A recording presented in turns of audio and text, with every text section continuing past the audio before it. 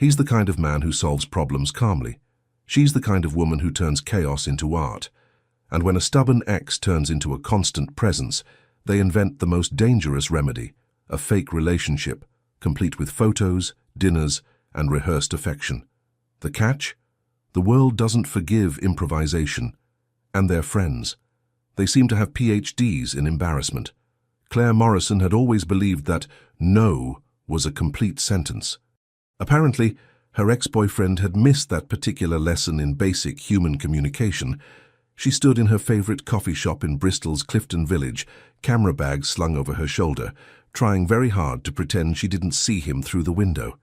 Thomas, or as her friends had started calling him, the human boomerang, was crossing the street with a bouquet of sunflowers that looked like he'd wrestled them from an over-eager garden. "Please don't come in, please don't come in," she muttered under her breath, squeezing her eyes shut like a child who believed invisibility worked that way. "Talking to yourself again?" a familiar voice said beside her. "That's usually my thing when I'm stuck on a design problem." Claire opened one eye to find Mason Harper sliding into the seat across from her, all 6'3" of him, folding into the tiny cafe chair with the grace of someone who'd spent years navigating spaces not built for his frame. His dark hair was slightly disheveled, probably from running his hands through it while working, a habit she'd watched him develop since they were teenagers. His hazel eyes, sharp and observant behind black-framed glasses, caught the slight tension in her shoulders immediately. "He's outside, isn't he?" Mason didn't even need to look. "With sunflowers," Claire confirmed miserably. "The really aggressive kind." "Sunflowers can be aggressive?" "When wielded by Thomas, yes, they're basically botanical weapons of emotional manipulation." If this story is touching your heart, show your support. Leave a like, subscribe to the channel, and share it with your friends. Every action helps us keep bringing you new stories full of emotion. Mason snorted, taking a sip of the coffee she'd already ordered for him. Black, 2 sugars, the same way he'd been drinking it since university. "How long has it been now?" 3 months since I ended it. 3 months of flowers, text messages, showing up at gallery openings, and... She lowered her voice. "Last week he sent a singing telegram to my studio." "A singing telegram, Mason." "In 2025. What did they sing?" "Sorry seems to be the hardest word." The neighbors complained about the noise. Mason's laugh was cut short when the cafe door chimed. Thomas entered, sunflowers held aloft like a peace offering to angry gods, his eyes scanning the room with the determination of a man who'd watched too many romantic comedies and learned all the wrong lessons. Claire slid down in her seat. "Oh God, he's seen me." "Claire!" Thomas's voice carried across the small space, causing several patrons to look up from their laptops and artisan pastries. "I've been calling you. These are for you, your favorite flowers." "My favorite flowers are peonies," Claire whispered to Mason. "I told him that at least 15 times when we were dating." "Claire, please, can we just talk?" Thomas had reached their table now, slightly out of breath, his brown hair flopping into his eyes in what he probably thought was an endearing manner. "I know I made mistakes, but we were good together. Everyone says so." "Thomas," Claire started, her voice firm but tired, the tone of someone who'd had this conversation too many times to count. "I've changed," he interrupted, setting the sunflowers on the table with such force that water sloshed from the plastic wrapping. "I'm seeing a therapist now. Well, I went to one session, but I'm committed to growth." Mason watched this exchange with the quiet intensity of someone cataloguing every detail, the way Claire's jaw tightened, how her fingers gripped her coffee cup a little too hard, the slight tremor in her voice when she said, "Thomas, I've told you it's over. I'm sorry, but I need you to respect that." "But we have history!" Thomas's voice was climbing in pitch and volume. 5 years, Claire. You can't just throw that away." 3 years, Claire corrected. "We dated for 3 years and I'm not throwing it away. I'm moving forward. There's a difference." "Is this because of him?" Thomas's eyes suddenly fixed on Mason, with the dawning realization of a man whose romantic comedy script had just introduced an unexpected rival. "Are you two—" "Thomas, Mason is my best friend. He has nothing to do with—" "How long has he been in the picture?" Thomas's voice had taken on a suspicious edge now. "Were you seeing him while we were together?" "Okay, that's enough." Mason's voice was quiet but carried an authority that made Thomas step back involuntarily. He didn't stand, didn't need to. The shift in his posture alone made it clear that patience had limits. Claire has asked you repeatedly to respect her decision. The flowers, the messages, the singing telegrams, they need to stop. And who are you to tell me what to do? Thomas shot back, though his bravado wavered slightly under Mason's steady gaze. Someone who actually listens when she says no. The words landed like stones in still water. Thomas looked between them, his expression cycling through confusion, hurt, and finally settling on stubborn determination, the worst possible outcome. "This isn't over, Claire," he said, grabbing his sunflowers back with the air of a scorned hero in his own dramatic narrative. "I know you still have feelings for me. You're just confused." He backed toward the door, nearly tripping over a chair. "I'll prove it to you. I'll prove I'm the one." The door chimed his exit. Silence settled over their table. Claire dropped her head into her hands. "He's never going to stop, is he?" "He thinks he's the protagonist in some grand romantic gesture story," Mason said, his voice gentler now. "Someone needs to tell him he's actually the antagonist who doesn't realize the heroine has already moved on." "I've tried everything," Claire said, and Mason hated the defeat in her voice. "I've been clear, I've been kind, I've even been mean. Nothing works. He just persists." Mason studied her across the table, really looked at her in the way he'd trained himself not to do too often. Claire, with her honey-brown hair caught in a messy bun, a few strands escaping to frame her face. Her green eyes currently clouded with frustration that lit up like sun through leaves when she laughed. The small scar above her left eyebrow from when they'd attempted to build a treehouse at 14, and she'd proven better with power tools than he'd been. The way she bit her lower lip when she was thinking, which she was doing right now. 15 years of friendship meant he'd catalogued every detail, memorized every expression, learned to read her moods like weather patterns. It also meant he'd become exceptionally good at hiding the fact that somewhere between teaching her to drive stick shift and being her +1 to her cousin's wedding, he'd fallen completely, irrevocably in love with her. "What if," Mason heard himself say, the words forming before his brain could properly vet them, "you had a boyfriend?" Claire looked up, confused. "What?" "Not a real one," he clarified, his mind already racing ahead to the inevitable disaster this would become. "A fake one. Just convincing enough to make Thomas finally believe it's really over. Mason, hear me out." He leaned forward, warming to the idea despite every logical part of his brain screaming that this was possibly the worst plan he'd ever conceived, and he'd once designed a bridge model that collapsed spectacularly during his university presentation. "Thomas is persisting because he thinks he still has a chance. But if you were clearly, publicly involved with someone else, he'd have to accept reality." "And where exactly would I find someone willing to pretend to be my boyfriend?" Claire asked, though he could see the wheels turning in her mind, the photographer in her already visualizing how it might work. Mason took a breath. This was it. The moment he'd either regret forever or, well, regret differently. "Me," he said simply. "I'll do it." Claire stared at him. "You're serious?" "Completely. We're best friends. We already spend most of our time together. We know everything about each other. It would be believable." He kept his voice level, casual, as if he were proposing they try a new restaurant instead of suggesting a scheme that would require him to pretend to date the woman he was actually in love with. "We stage a few photos for social media, have some public dates, and Thomas gets the message. Simple." "Mason, that's—" Claire trailed off, and for a terrifying moment he thought she'd seen right through him, seen the truth he'd been hiding for years. "That's actually not the worst idea you've ever had." High praise, considering the treehouse incident. A small smile tugged at her lips, the first genuine one he'd seen since Thomas's botanical invasion. "It would just be temporary, right? Just until he backs off." "Exactly. Temporary. Controlled. We'd set clear boundaries and rules." Even as he said it, Mason knew he was lying to himself. There was nothing controlled about agreeing to fake date the woman he'd been in love with since he was 21. Claire studied him for a long moment, and Mason forced himself to meet her gaze without flinching, without letting any of the truth show on his face. "Okay," she finally said. "Let's do it. Let's fake date until Thomas gives up." They shook hands across the table, sealing their agreement with the solemnity of people entering a business contract rather than a romantic deception. Mason held her hand perhaps a second longer than necessary, his thumb brushing across her knuckles. A gesture so natural he didn't realize he'd done it until she pulled away, a slight flush coloring her cheeks. "So," Claire said, clearing her throat, "when do we start Operation Fake Boyfriend? How about tonight? We'll plan the details over dinner. My place?" "It's a date," she said, then laughed at her own words. "I mean, it's not a date. It's a fake date planning session." "Obviously," Mason agreed, his heart doing something complicated in his chest.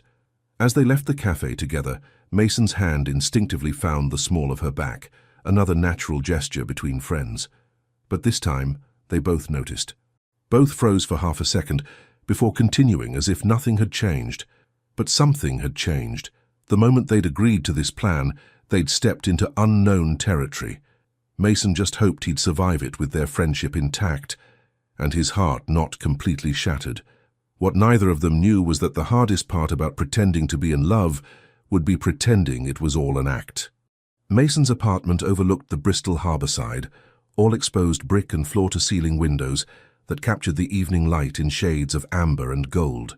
Claire had been here hundreds of times, had helped him pick out the absurdly expensive coffee machine that now sat gleaming on his kitchen counter, had fallen asleep on that very sofa during movie marathons, had even chosen the artwork on his walls when he'd admitted he had no idea what looks good.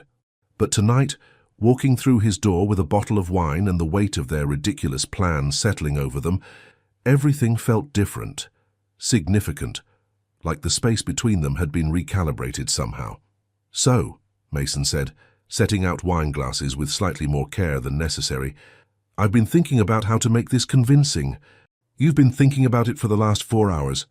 Claire settled onto his sofa, tucking her legs under her, in the familiar way that made his apartment feel more like home than it did when he was alone. "I'm an architect. I plan things. It's literally my job." He poured the wine, handed her a glass, and retrieved his laptop. "I may have created a document." "You created a document for our fake relationship? Would you prefer chaos and improvisation?" He opened the laptop to reveal what he'd titled Temporary Relationship Agreement, Morrison Harper Edition. Claire choked on her wine. "Oh my God, you're serious. You actually made a contract." "With subsections," Mason said, fighting a smile at her expression. "And footnotes. Footnotes. For dating. For fake dating. There's a difference." He settled beside her, close enough to share the screen but carefully maintaining the friendly distance they'd perfected over 15 years. "Besides, boundaries are important. We need to know exactly what we're agreeing to." Claire leaned closer to read, her shoulder brushing his arm, and Mason's carefully maintained focus wavered. She smelled like the jasmine perfume she'd worn since university, mixed with the faint chemical scent of photo-developing solution that clung to her clothes after long days in her studio. "Rule number 1, she read aloud. "No kissing on the mouth, cheek or forehead, only for photographs." She glanced at him. "Very specific. Clear boundaries prevent complications," Mason said, his voice perhaps a touch too controlled. The irony wasn't lost on him, creating rules to prevent the very things he wanted most. "Rule number 2, no hands in inappropriate places during public displays of affection." Claire's lips twitched. "Define inappropriate." "You know what I mean." "Do I, though? What if we're taking a photo and you need to put your hand on my waist? Is that inappropriate? What about my back?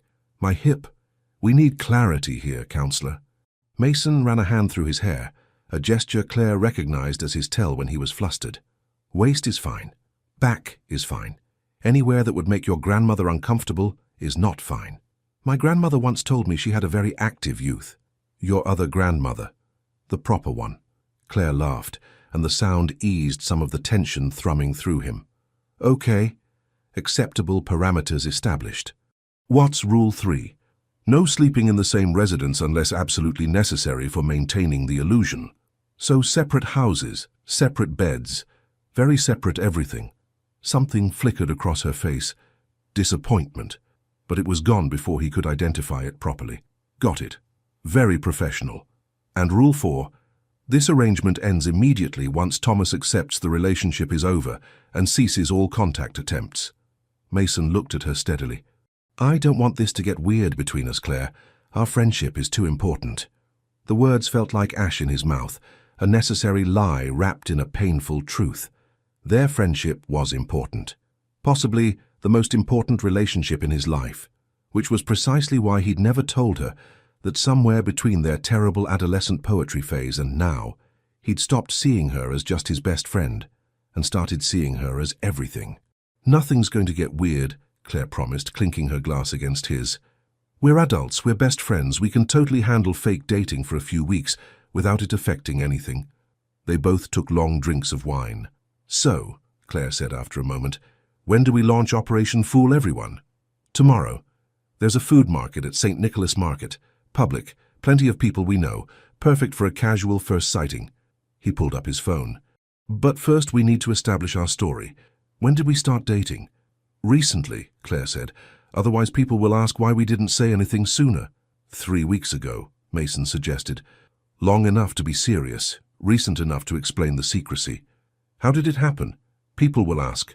Mason considered this. "The truth, but adjusted. We were having dinner like we do every week, but this time something shifted. The conversation went deeper than usual. And afterward, walking you home, He paused, choosing his words carefully while his heart hammered against his ribs. "I told you I couldn't imagine my life without you in it." Claire had gone very still beside him. "And then, what happened? You said you felt the same way, that you'd been feeling it for a while but were afraid to ruin what we had." The words came easier than they should, probably because they were closer to truth than fiction. "So we decided to try, to see if we could be more than friends." That's actually really believable," Claire said softly. "Maybe too believable." Their eyes met, held for a beat too long. Mason looked away first. "Right," he said, standing abruptly. "So tomorrow, St. Nicholas Market. We'll need photos for social media, that's what will really sell it." "I'm a photographer," Claire pointed out. "I can make us look convincing." "That's what I'm counting on." The next morning, Mason met Claire at the entrance to St. Nicholas Market, under a sky-threatening rain.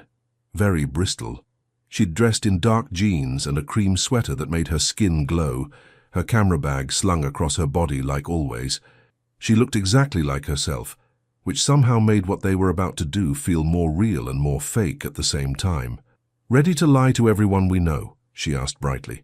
"When you put it that way, it sounds so much worse." Too late to back out now.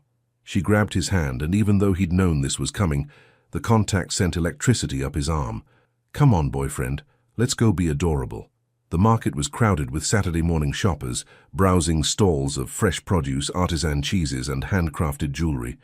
Mason bought her favorite lemon tarts from the French bakery stall, and when he held one up to her lips for her to taste, she bit into it while maintaining eye contact, an act so loaded with unintentional intimacy that he nearly dropped the pastry.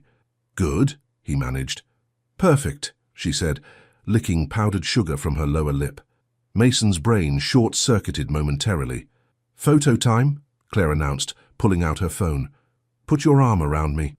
He did, his hand settling naturally at her waist. She leaned into him, fitting against his side like she'd been designed for that exact spot. Through her phone camera, they looked like any couple in love, easy, comfortable, happy. "Smile like you're actually enjoying yourself," Claire murmured. "I am enjoying myself, that's the problem." She looked up at him sharply, but he kept his expression neutral. "Take the photo," he said. She did. Then another, and another. Each one slightly different. Him looking at the camera while she looked up at him. Both of them laughing at something off-frame. His lips pressed to her temple, while her eyes were closed in what looked like contentment. "These are really good," Claire said, scrolling through them. "We look convincing." "Yeah, convincing." But her voice carried an odd note he couldn't quite identify. They were about to leave when a voice called out, "No, bloody way." Mason turned to find James, his best friend since university and the most persistently annoying person he knew, standing 5 feet away with a slowly spreading grin. "Are you two—" James gestured between them. "Is this what I think it is?"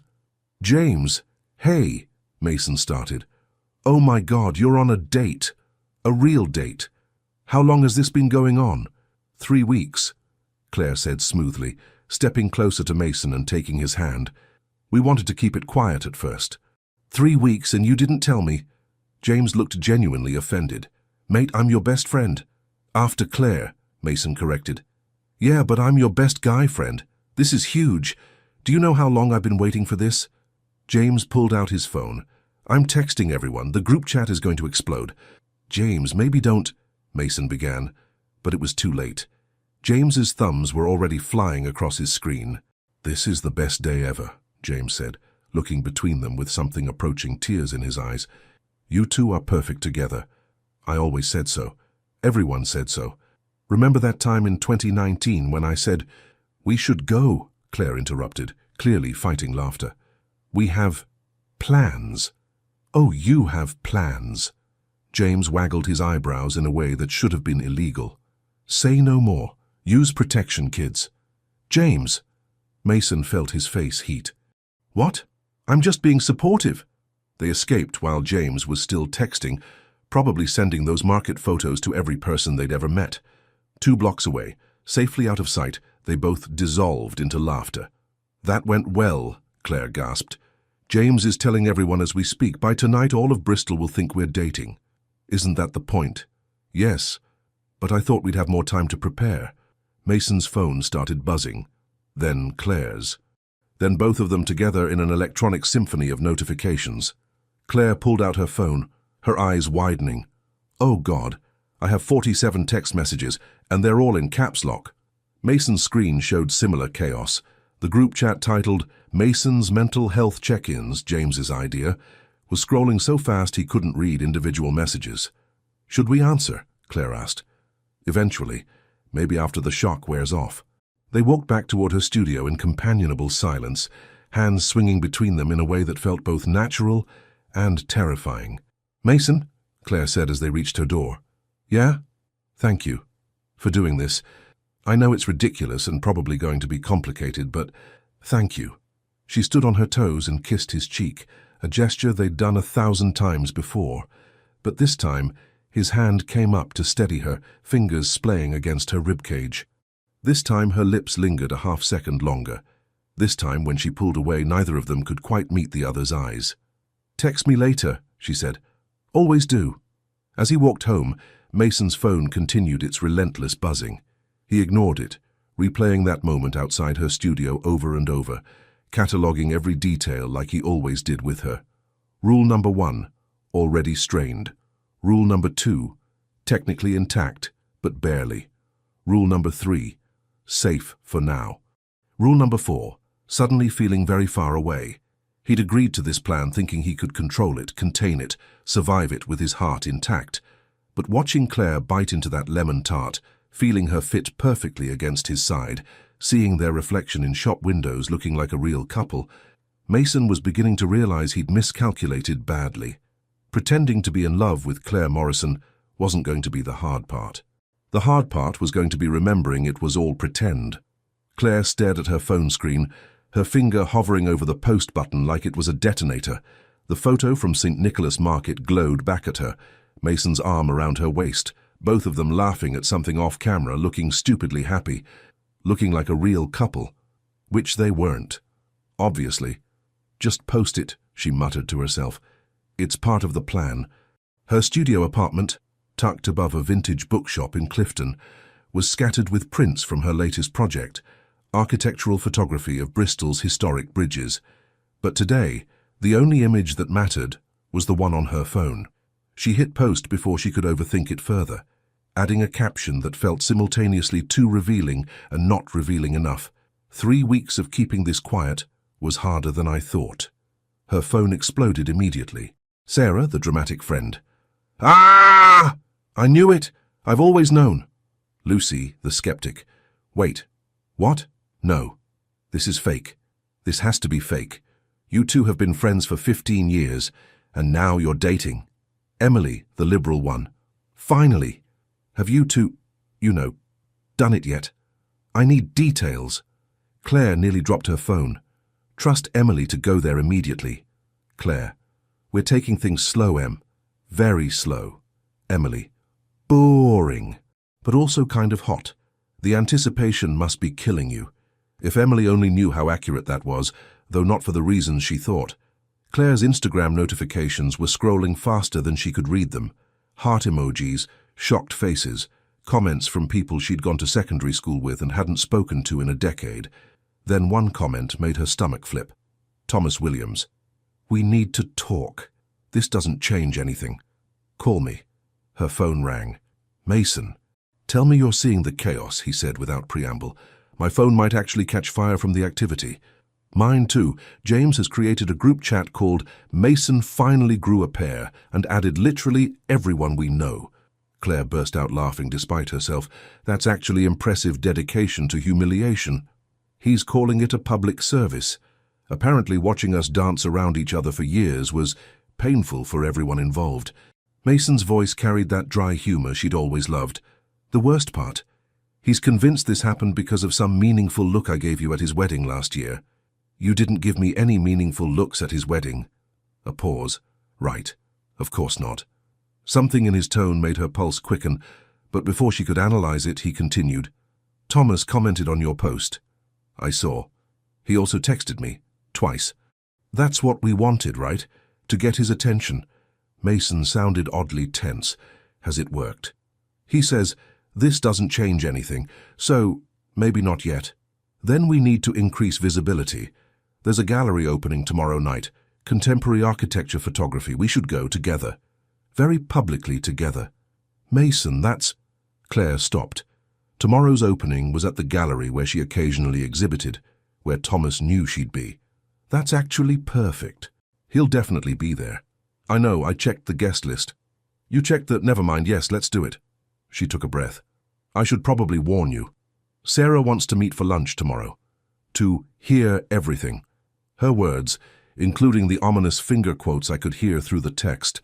"James wants to take me for pints tonight for the same reason. I'm going to have to lie to my best friend about being in love with my other best friend. This plan is going great."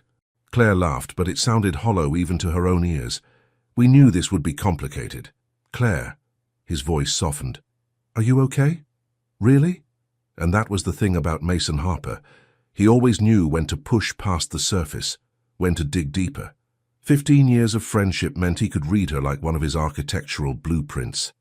"I'm fine," she lied. "Just, it's weird, you know? Pretending." "Yeah," he said quietly. "Weird." Another pause, loaded with something neither of them would name. "I should go," Claire said finally. "I need to prepare myself for Sarah's interrogation. She's probably already created a presentation." "Text me after. Let me know if you need rescue." "You'd drive across town to save me from my own friend?" "I'd drive across the country, Claire. You know that." She did know that. That was part of the problem. Thursday seemed sealed the next day. Sarah ambushed her at a cafe with the subtlety of a battering ram. "Start talking," she demanded the moment Claire sat down, her eyes already shimmering with tears. "And don't leave out a single detail. When did you know? How did it happen? Has he said he loves you? Have you said it back?" "Sarah, breathe." "I can't breathe. This is the most romantic thing that's ever happened to anyone I know. Do you understand what this means? You're going to have the most beautiful babies. I've already planned your wedding. It's in spring. No, wait, autumn. Definitely autumn. With those leaves you both love." "We've been dating for 3 weeks," Claire interrupted. 3 weeks of concentrated love? That's like 3 years in normal people time. Sarah grabbed both of Claire's hands across the table. "Tell me everything. The first kiss. The first time he held your hand. The first time you looked at him and thought, 'Oh God, I'm in love with him.'" Claire's stomach twisted. "Sarah, because I saw it, you know, years ago. The way you looked at him when he wasn't watching. The way he looked at you when you weren't watching. It was like watching 2 people drowning who were too stubborn to reach for the life preserver. That's very poetic for someone who works in IT. Don't deflect. I want details." So Claire gave her the story she and Mason had crafted.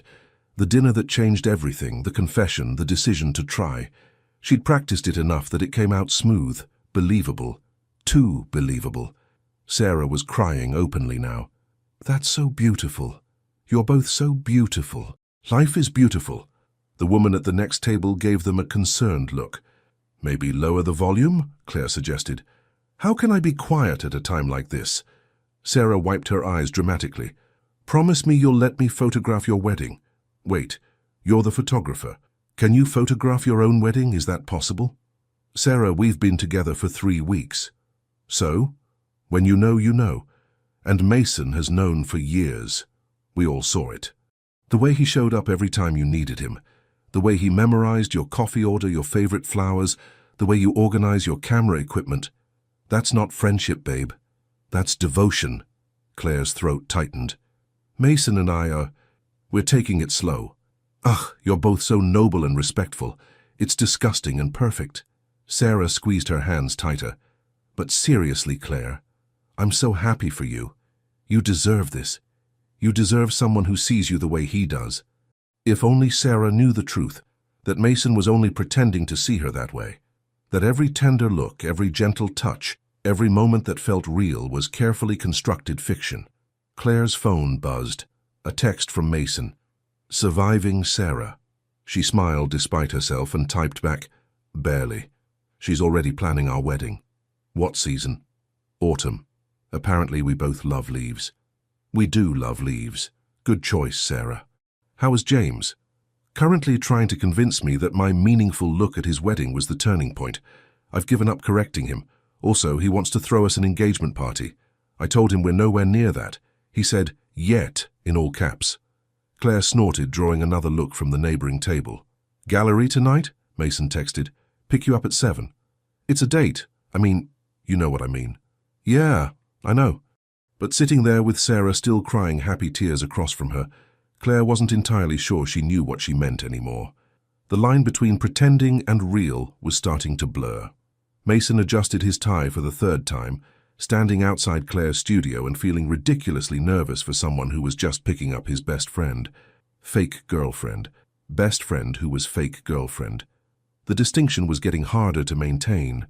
The door opened before he could knock, and whatever coherent thought he'd been attempting evaporated completely. Claire wore a black dress, simple, elegant, with a neckline that was perfectly appropriate and somehow devastating. Her hair was down, falling in waves over her shoulders in a way that made his fingers itch to touch it. She'd done something different with her makeup that made her green eyes impossibly larger. Is this okay? She asked, suddenly self-conscious under his stare. I wasn't sure if... You look beautiful, Mason said, the words escaping before his brain could filter them through the just friends protocol. I mean, you always look beautiful. Obviously. But tonight you look... Yeah. Smooth, Harper. Very smooth. A flush crept across her cheeks. You clean up pretty well yourself. He'd worn the navy suit she'd once told him made his eyes look more green than brown. Not that he'd remembered that comment for 3 years or anything. The gallery was across town, which meant 20 minutes in his car. 20 minutes of her perfume filling the enclosed space, of her hand occasionally brushing his arm when she gestured, of trying to concentrate on driving while hyper-aware of her presence. Mason, she said about 10 minutes in. Are you okay? You seem tense. I'm fine. Just, mentally preparing for the performance. Right. The performance. She was quiet for a moment. Do you think Thomas will actually be there? According to the guest list, yes, along with about 50 other people we know, all of whom have seen the Instagram post and will be watching us very carefully. No pressure then. None at all. They pulled into the gallery parking area, and Mason came around to open her door, a gesture that was automatic after years of friendship, but now felt weighted with significance. When he offered his hand to help her out, she took it, and neither of them let go immediately. Ready? He asked. Ready, she confirmed, threading her fingers through his, with a confidence that made his heart stutter. The gallery was already crowded with Bristol's art and architecture crowd, people in designer glasses, discussing spatial dynamics while sipping wine that cost more than Mason's first car. Geometric sculptures caught the light from carefully positioned spots, and photographs of modernist buildings lined the walls in stark black frames. They made it approximately 30 seconds before being swarmed. There they are! James appeared like a summoned demon, his girlfriend Emma in tow. The happy couple. Look, Emma, they're even holding hands. It's adorable. James, volume control, Mason started. How can I control my volume when my best friend is finally experiencing romantic love? James grabbed Mason's free shoulder and shook it enthusiastically. Do you know how long I've waited for this moment? Apparently since your wedding last year, Claire said deadpan. Exactly, that look you gave her, mate. I knew it then. Emma, bless her, rolled her eyes apologetically. He's been like this all week. I've had to listen to theories about your relationship trajectory. He has a spreadsheet. A spreadsheet? Mason repeated. With graphs, Emma confirmed. Color-coded graphs tracking your meaningful interactions over the past 5 years. That's, Claire trailed off, actually concerning. I prefer thorough, James said proudly. Anyway, you two look amazing, very coupley. When's the engagement? James, 3 voices said in unison. What? I'm just asking what everyone's thinking. You've known each other for 15 years. Why wait? Because we've been officially dating for 3 weeks, Mason said through gritted teeth. Details, details. James waved this away. Love doesn't follow timelines, my friend. Speaking of which, he leaned in conspiratorially. How's the physical side of things? Because you both have this we haven't done it yet vibe, and I'm dying to know if I'm right. Claire made a choking sound. Mason seriously considered murder. We're taking things slow, Claire managed. Oh, tension, I love it. The anticipation, the yearning. James, Emma interrupted firmly, we talked about boundaries. But boundaries, James deflated slightly. Fine, but I expect updates, regular updates, with details. That's not Thomas at 3 o'clock, James suddenly stage-whispered, and sure enough Claire's ex was cutting through the crowd toward them with the determination of a man on a mission. Mason felt Claire tense beside him. Instinctively his arm went around her waist, pulling her closer against his side. Protective, possessive in a way that had nothing to do with their fake relationship agreement. Claire, Thomas said, stopping in front of them with barely a glance at Mason. We need to talk privately. I don't think so, Mason said, his voice taking on an edge that made James's eyes widen with interest. This doesn't concern you, Thomas shot back. Claire and I have history. Had history, Claire corrected, and Mason felt a surge of pride at the firmness in her voice. Past tense. Thomas, I've moved on. With him. Thomas finally looked at Mason properly, his expression cycling through disbelief to indignation. Your friend, seriously? My boyfriend, Claire said, and the word sent an electric current through Mason's entire body. And yes, seriously, you can't be serious. This is a rebound or a phase or... Thomas was getting louder now, drawing attention from nearby gallery patrons. Claire, we had 5 years together. 3 years, both Mason and Claire corrected simultaneously. Thomas's face reddened. Whatever. The point is, what you and I had was real. This, he gestured at them dismissively, this is just your best friend playing pretend boyfriend because you're too scared to be alone. The accusation hung in the air, ugly and presumptuous. Mason felt Claire flinch against him, and something protective and primal surged through his chest. Let me make something very clear, Mason said, his voice quiet, but carrying enough authority to silence the conversations around them. Claire isn't scared of being alone. She chose to be alone rather than stay with someone who didn't respect her. And this... He looked down at Claire, finding her eyes already on his. This isn't pretend. Not for me. The words came out before he could stop them, raw, honest, completely off script. Claire's eyes widened, her lips parting slightly.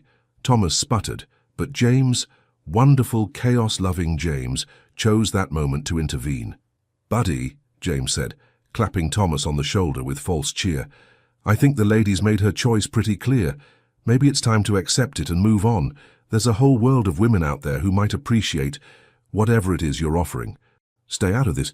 Can't do that, mate. See, Mason's my best friend, and if you keep bothering his girlfriend, we're going to have a problem.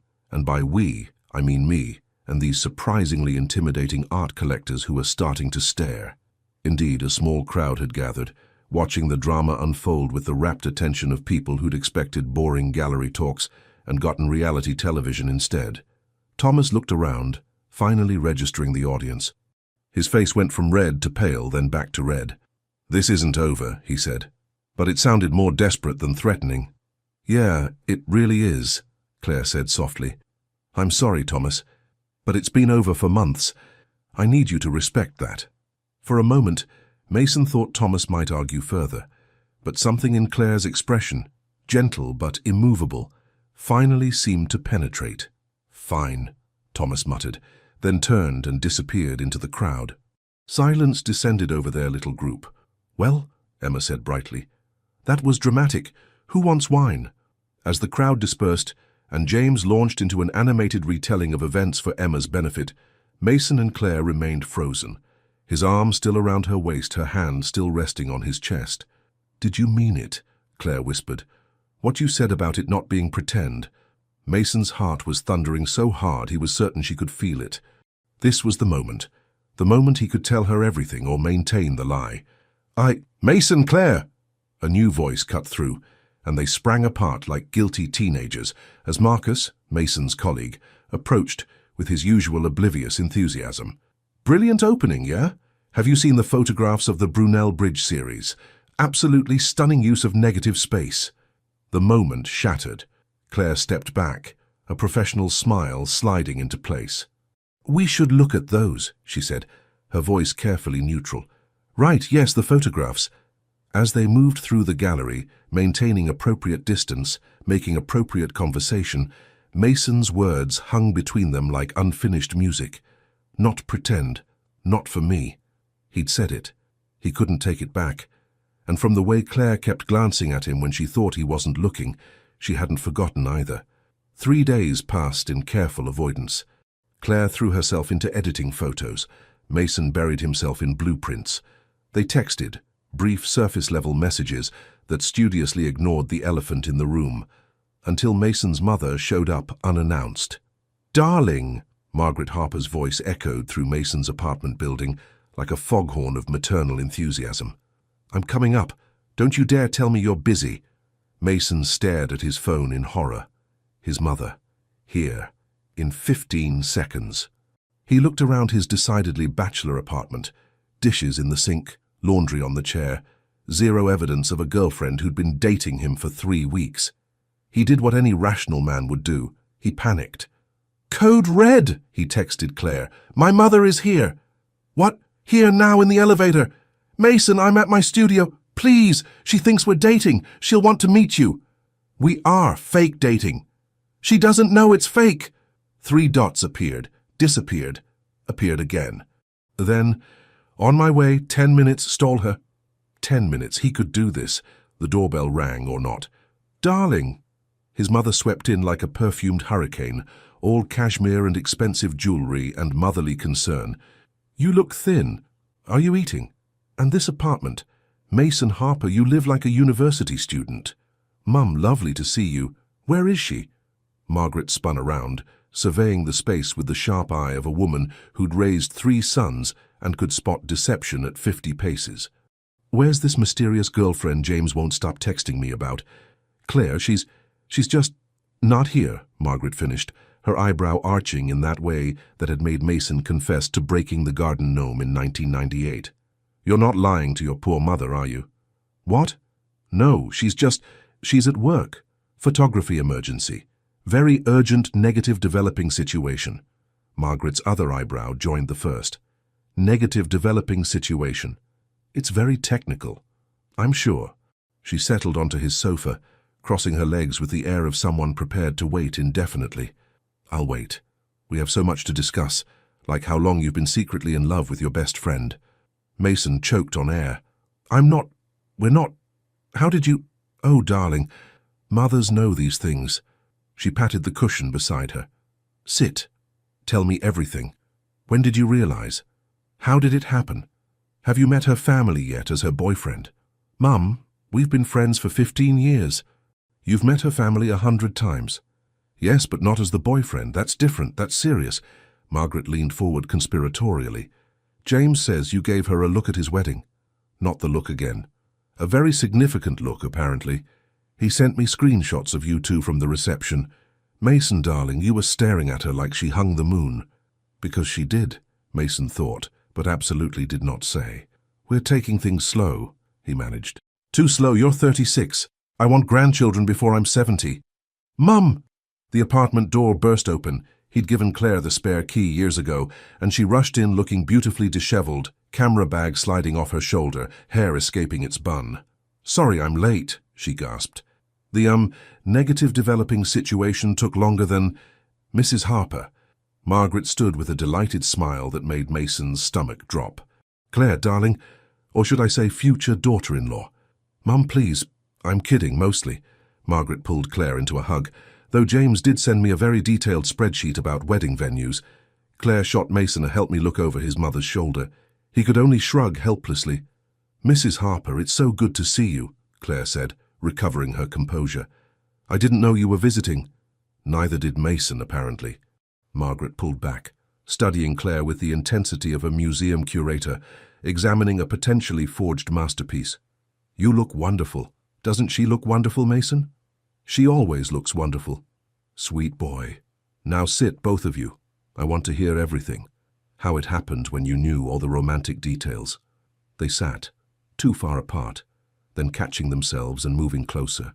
Mason's hand found Claire's automatically, their fingers interlacing with practiced ease that wasn't entirely practice anymore.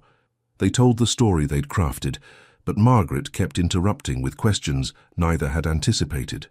And where was this dinner? My place, Mason said. What did you cook? I cooked? Claire jumped in smoothly.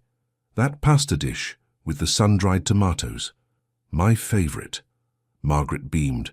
He remembers your favorite. That's love. And when he walked you home, Margaret continued, what exactly did he say, word for word? Mason's mind went blank. Claire squeezed his hand in warning, or support, he couldn't tell which. He said, Claire spoke softly, looking at him, that he'd been scared for years, scared of ruining the most important friendship in his life. But he was more scared of never knowing if we could be something more. The words hung between them, achingly familiar. Because she was quoting him, quoting what he'd said just 3 nights ago at the gallery. Not pretend, not for me. And what did you say? Margaret asked, almost gently now.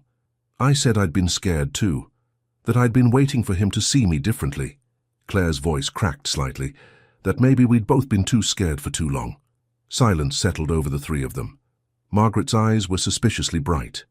Well, she finally said, dabbing at her eyes with a tissue that appeared from nowhere. That's the most romantic thing I've heard in 30 years of marriage. Mason couldn't look away from Claire. She wouldn't look away from him. And somewhere in that locked gaze, something fundamental shifted. I should start dinner, Margaret announced, standing abruptly. You 2 stay here, talk, process, do whatever young people do. She disappeared into his kitchen, humming, leaving them alone on the sofa, hands still clasped, hearts racing. Claire, Mason started. Don't, she whispered. Not yet. I need to think. But she didn't let go of his hand, and he didn't pull away. A weekend away, James announced over pints 2 nights later, slamming his hand on the pub table with unnecessary force.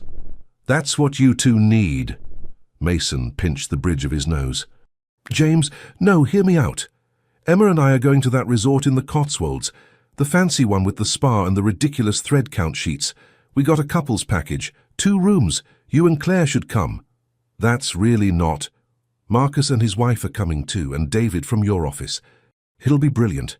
Couples weekend, massages, hiking. Those weird trust exercises Emma keeps talking about.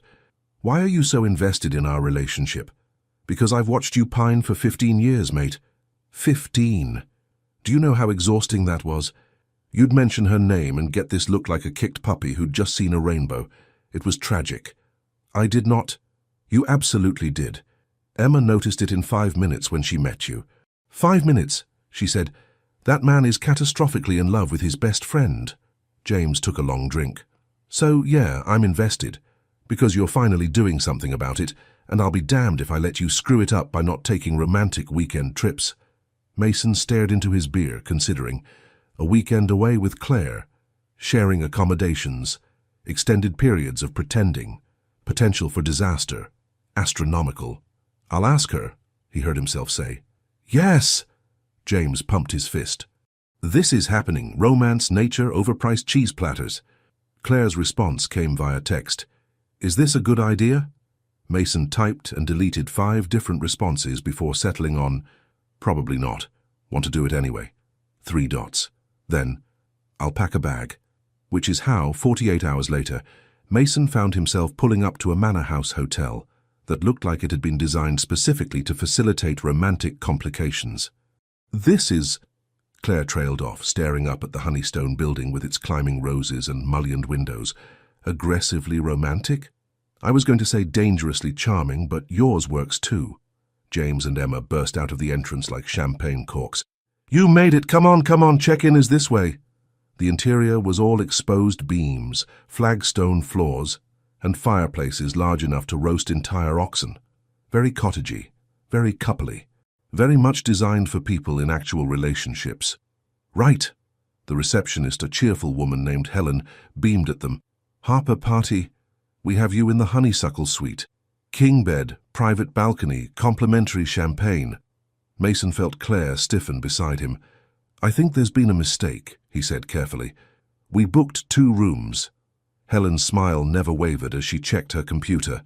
I have you down for 1 room, the honeysuckle suite, booked and paid for by...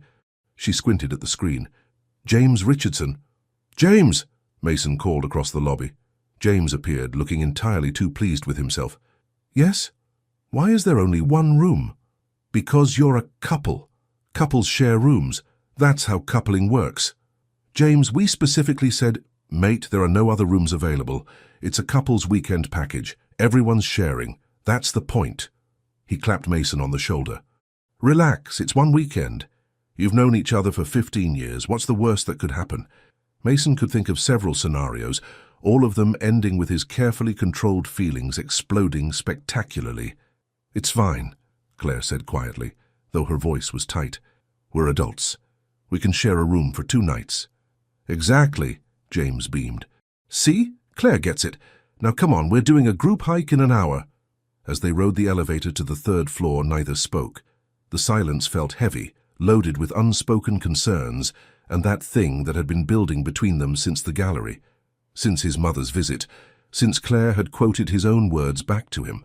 The honeysuckle suite was exactly as advertised, spacious, elegant, with a massive 4-poster bed dominating the center of the room like an elephant everyone was pretending not to see. 1 bed. There's a sofa, Mason said, already calculating if his 6'3" frame could fit on the clearly decorative settee by the window. Mason, that sofa is designed for fainting Victorian ladies, not actual sleeping. I'll make it work. Don't be ridiculous. The bed is enormous. She wouldn't look at him. We can share. Like you said, we're adults. Claire, I'm going to change for the hike, she said quickly, grabbing her bag and disappearing into the bathroom. Mason sat on the edge of the bed, the 1 bed, and dropped his head into his hands. Rule number 3, technically broken before they'd even unpacked. This weekend was either going to force them to finally talk about what was happening between them, or it was going to destroy everything they'd built over 15 years. He honestly didn't know which terrified him more. The Cotswolds hiking trail was objectively beautiful. Rolling hills, ancient stone walls, sheep dotting the landscape like fluffy clouds that had fallen to earth. Claire barely noticed any of it. She was too busy being hyper-aware of Mason walking beside her, his hand occasionally brushing hers as they navigated the narrow path. Every accidental touch sent electricity up her arm. So, Emma bounded up beside them with the energy of someone who hadn't just climbed a hill that Claire's lungs were still protesting. How are you two finding the suite? Romantic enough? It's very nice, Claire managed. Nice? Nice? Emma looked personally offended. Claire, there are rose petals on the bed, and that bathtub could fit 3 people. I specifically requested the most romantic room they had. You specifically, wait, you planned this with James? Obviously, someone had to help you two along. Emma linked her arm through Claire's, forcing Mason to drop back. Now, real talk, have you guys, She made a gesture that was probably meant to be subtle, but absolutely wasn't. Emma, what? You've been together for weeks. The tension is killing me. James has a bet going. He thinks you haven't yet because Mason's being respectful. She made air quotes. I think you haven't because you're both terrified. We're not... Babe, Emma interrupted gently. I've known you for 3 years.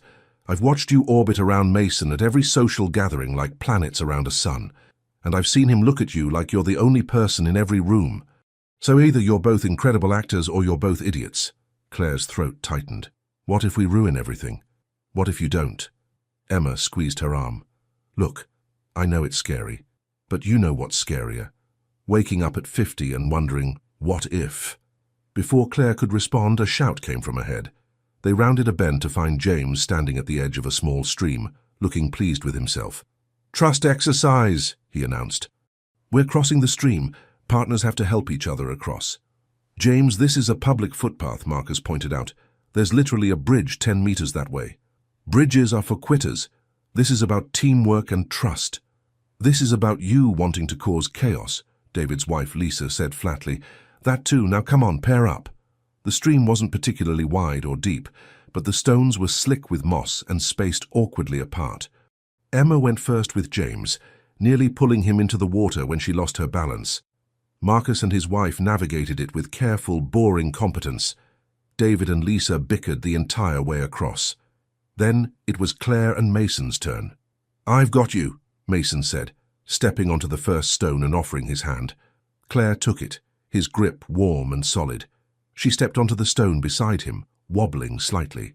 His other hand immediately came to her waist, steadying her. Okay, he asked, his face close to hers. Yeah, she breathed. I'm okay. They moved together, stone to stone, his hands never leaving her, one holding hers, one at her waist, his entire focus on keeping her safe. Halfway across, her foot slipped. She gasped, arms flailing, and suddenly she was pressed against his chest, both his arms wrapped around her, her hands clutching his shoulders. They stood frozen, balanced precariously on a rock barely big enough for one person, let alone two. Water rushed around them. The world narrowed to the space between their bodies, the sound of their breathing, the way his eyes had darkened as they stared at her mouth. I've got you, he whispered again, and it sounded like a promise for more than just this moment. I know, she whispered back. Kiss, kiss, kiss. James started chanting from the opposite bank. Emma immediately joined in. Then Marcus, probably out of peer pressure. Even Lisa got involved. The spell broke. Claire laughed, color flooding her cheeks. Mason grinned, shaking his head at their friends. Come on, he said, before James starts a full musical number. He lifted her, actually lifted her, and carried her the last few steps to the bank, setting her down gently on solid ground. My hero, James called out in a falsetto, saving his damsel from certain ankle dampness. You're the worst friend I've ever had, Mason informed him. And yet I'm the reason you're finally with the love of your life. So you're welcome. The words love of your life hung in the air. Claire didn't look at Mason. Mason didn't look at Claire, but his hand found hers again, and she let it stay there for the rest of the hike. And that evening, the group gathered for dinner in the Manners restaurant, all candlelight and white tablecloths and food that came in portions that wouldn't fill a toddler. This is $45 for 3 asparagus spears, David muttered, studying his plate. It's art, David, Lisa said. You're supposed to appreciate the presentation. I'd appreciate 4 more asparagus spears. Claire barely tasted her food. She was too conscious of Mason beside her, his thigh occasionally brushing hers under the table. Every touch felt deliberate now, weighted with meaning. So, James said loudly. Everything James did was loud. I have an announcement. Emma and I are engaged. The table erupted. Emma was crying happy tears. Lisa was crying sympathetic tears. Even Marcus looked misty-eyed. It happened this afternoon, Emma said, showing off a ring that caught the candlelight. On the hike, right after the stream. That's why I insisted on the trust exercise. James looked triumphant. It was romantic symbolism, crossing into a new chapter of our lives together. I thought you just wanted to cause chaos, David said. I'm complex. I contain multitudes. James raised his glass. To love, to trust, to forcing your friends to do uncomfortable outdoor activities that lead to proposals. To James, everyone chorused, laughing. As the celebration continued around them, Mason leaned close to Claire's ear. You okay? You're quiet. She turned to look at him, their faces inches apart. Just thinking. About? About how James is right about some things, even if his methods are questionable. Such as. She took a breath, courage building. Maybe sometimes you have to take a leap. Cross the stream, risk getting wet. Mason's eyes searched hers. Claire, back to your rooms, everyone, James suddenly announced. And we have couples spa treatments at 9 tomorrow morning, which means we need beauty sleep.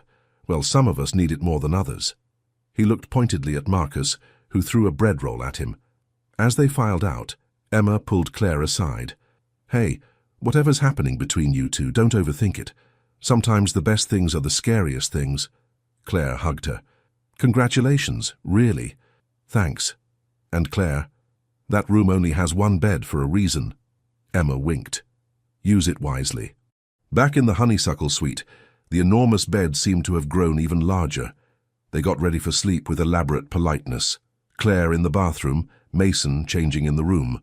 She emerged in pajama shorts and a tank top to find him already in bed, on the far left side, leaving her the entire right half. I can still take the sofa, he offered. Mason, you'd be crippled by morning. She climbed into the bed, leaving a careful expanse of expensive sheets between them. They lay on their backs, staring at the ceiling, both rigid as boards. This is ridiculous, Claire finally said. We've fallen asleep on each other's sofas 100 times. This is different. Why? You know why.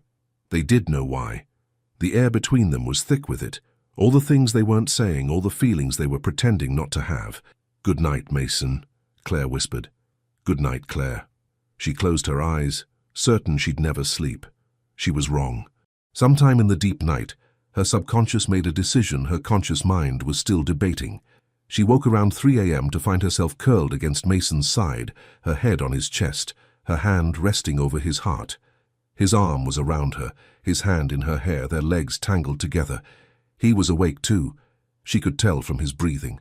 Neither of them moved. Neither spoke. They just lay there in the darkness, holding each other, pretending to be asleep while being more awake than they'd ever been. And somehow, that felt like the most honest thing they'd done in weeks. Mason woke to sunlight streaming through the windows and Claire's hair in his face. Her head was still on his chest, her breath warm against his collarbone, her hand curled in his t-shirt like she was afraid he'd disappear. He'd spent most of the night awake, cataloguing every detail. The weight of her against him, the smell of her shampoo, the tiny sounds she made while sleeping. Memorizing it all because soon this would be over. Soon they'd break up and go back to being just friends, and he'd never get to hold her like this again. The thought made his chest physically ache. Claire stirred, making a soft humming sound. Then she went completely still. Good morning, Mason said quietly. She swallowed.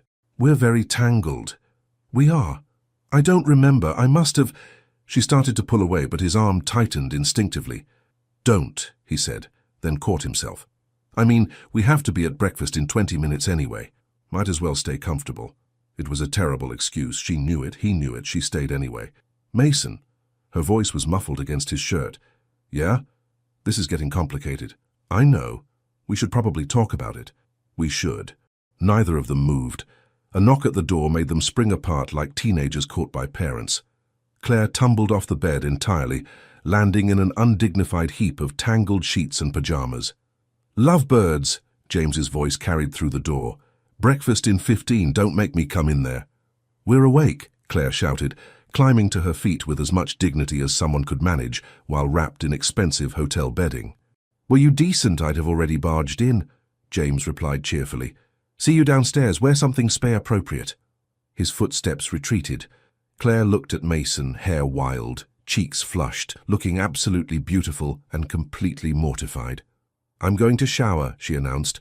A long shower, a very long shower where I contemplate my life choices. Claire. But she was already disappearing into the bathroom, the door clicking shut with finality. Mason flopped back on the bed and stared at the ceiling. Brilliant, Harper. Really stellar work. The spa was attached to the manor, all white robes and cucumber water, and employees who spoke in hushed, reverent tones about wellness journeys. Couples massage, the receptionist announced, with the enthusiasm of someone revealing lottery results. You'll be in the Serenity Suite together. Together? Claire repeated faintly. Yes, side-by-side tables. It's our most popular treatment for romantic getaways. Of course it was. The Serenity Suite featured 2 massage tables approximately 18 inches apart, soft music playing, and candles creating what was clearly meant to be an intimate atmosphere. They were instructed to disrobe to their comfort level and lie face down under the sheets. Mason turned his back while Claire changed. She did the same for him. They were being so scrupulously respectful, it was almost painful. Ready? He asked. As I'll ever be. They lay down, faces in the cradles, separated by less than 2 feet. Mason could hear every breath she took. 2 masseuses entered, calm, professional women who introduced themselves and immediately began working scented oils into their shoulders. "Try to relax," Mason's masseuse said kindly. "You're very tense." That was an understatement. For 20 minutes, there was only the sound of soft music and the gentle working of muscles. Mason tried to relax, failed spectacularly. His mind kept drifting to Claire beside him, wondering if she was actually relaxed, if she was thinking about last night, if she was having the same crisis of feelings that he was. "You can turn over now," his masseuse said. Mason opened his eyes to find Claire already on her back, sheet pulled up to her shoulders, staring at the ceiling. She turned her head slightly and their eyes met. He watched her breath catch, watched color bloom across her cheeks, watched her bite her lower lip in that way that meant she was thinking too hard about something. The masseuses worked in synchronized silence, but Mason was only aware of Claire, the way her eyelashes fluttered when she closed her eyes, the small sounds she made when the masseuse hit a particularly tense spot, the way she kept stealing glances at him when she thought he wasn't looking. He was always looking. "You two are so peaceful together," Claire's masseuse observed. "You can always tell when a couple is truly in love. There's an energy." Mason's hand, resting on his massage table, twitched involuntarily. Claire's hand, on her table, was barely 2 inches away. Without thinking, he shifted his fingers until they brushed hers. She didn't pull away. Slowly, carefully, their fingers intertwined in the space between tables, hidden from the masseuse's view by the sheets. Neither spoke. Neither needed to. The rest of the massage passed in a haze of touch and tension, and things neither of them could say out loud. Lunch was served on the terrace, where James immediately launched into wedding planning. "June wedding," he declared. "No, wait, September. Perfect weather for outdoor ceremonies." "James, you just got engaged yesterday," David pointed out. "Time waits for no man. Emma and I have been together 3 years. We know what we want." 3 years? Mason raised an eyebrow. "Didn't you say we were rushing things at 3 weeks? That's different. You and Claire are childhood sweethearts. Well, adolescent sweethearts. The point is you have 15 years of foundation." "We weren't sweethearts for 15 years. Semantics." James waved this away. "The energy was always there. We all saw it. You'd walk into a room and immediately locate each other. At my birthday party in 2019, I literally timed it. 12 seconds before you two found each other in a crowd of 40 people. That's just... we're friends. We've always been friends. Friends who look at each other like that?" James gestured at them. "Mate, you're looking at her right now the way I look at Emma, which, by the way, is the way Emma looks at wedding cakes." "James has a point," Emma said. "You do have a very intense gazing situation happening." Claire, who'd been silent through this entire exchange, suddenly stood. "I need some air." She walked away quickly, heading toward the gardens. Mason immediately followed. "Let them go," Emma said when James moved to follow. "They need to talk." "But I want to hear the talk." "James, no." Mason found Claire by a fountain, arms wrapped around herself despite the warm afternoon sun. "I'm sorry," he said, "about all of this." "James is right," she interrupted. "James is right, Mason." His heart stopped. "What?" She turned to face him, and he'd never seen her look so vulnerable. "I don't know when it happened. Maybe it was always there and I was too scared to see it. But somewhere between pretending and real, I've completely lost track of the line. Claire, let me finish, please." She took a shaky breath. "I thought I could do this. Fake date my best friend, help solve my Thomas problem, and go back to normal. But there is no normal anymore.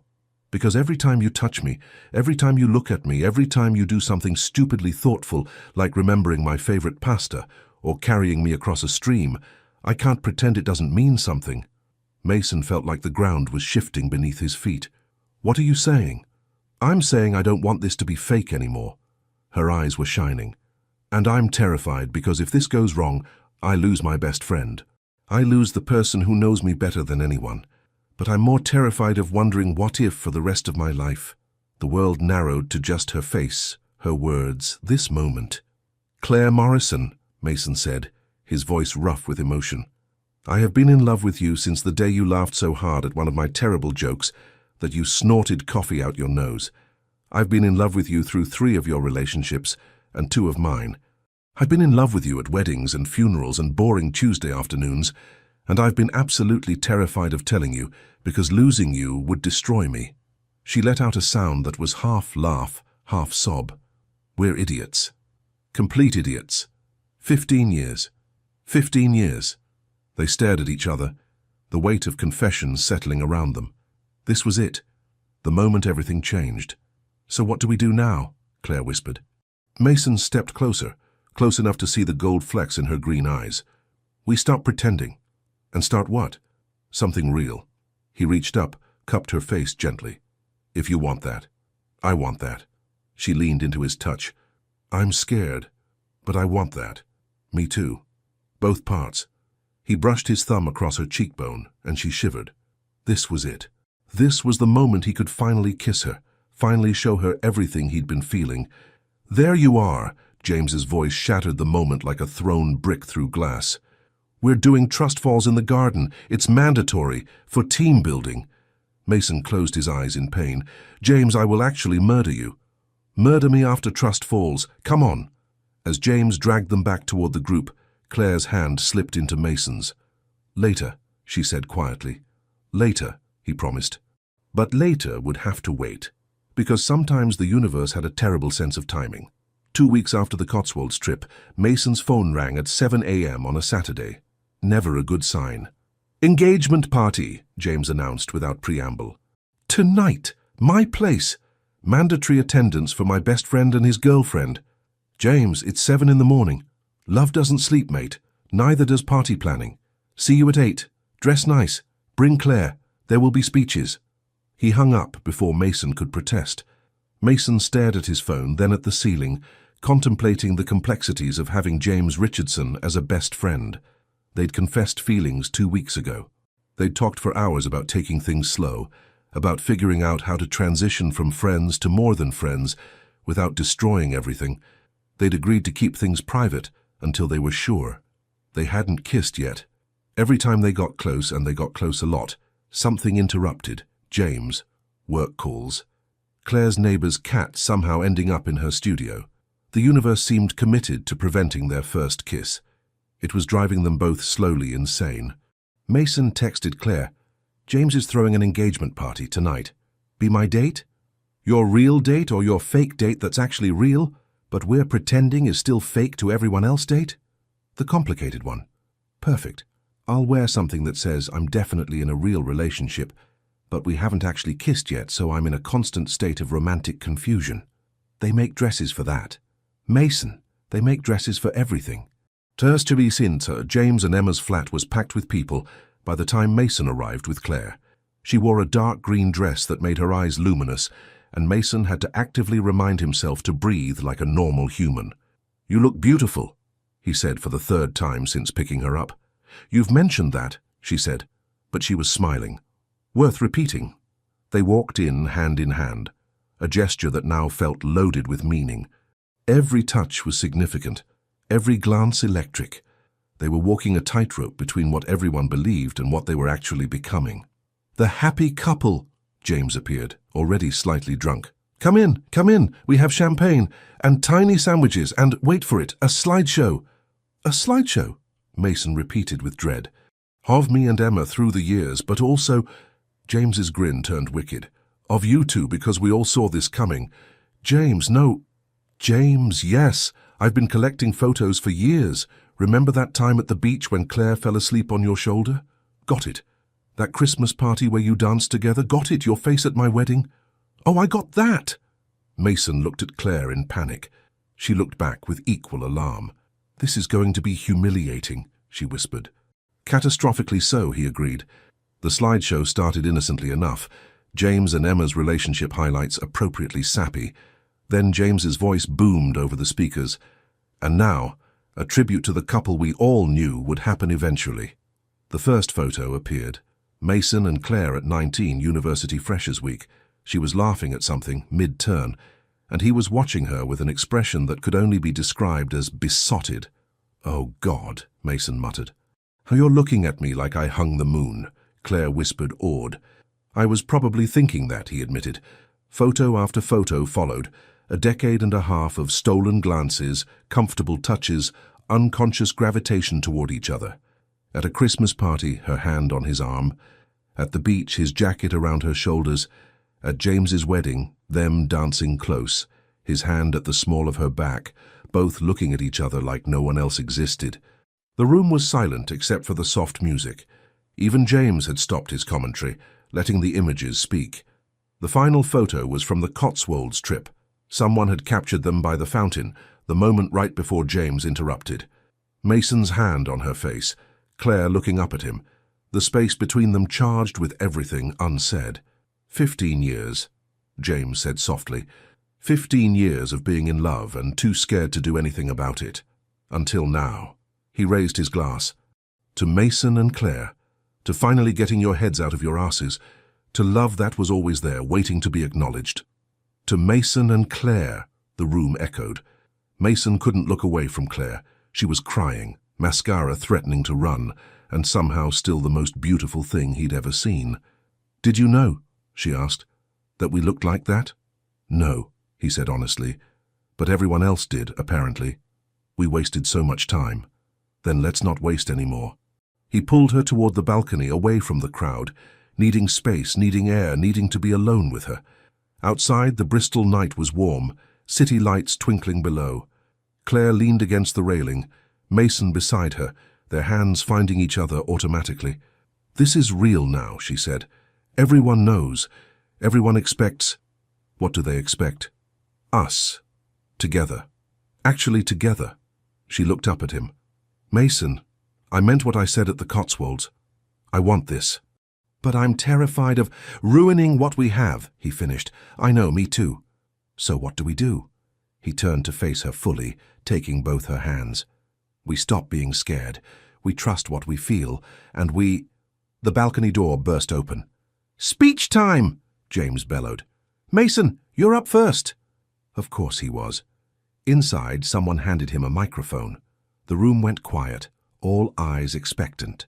Mason looked at Claire, standing near the back, nervous and beautiful. Screw it.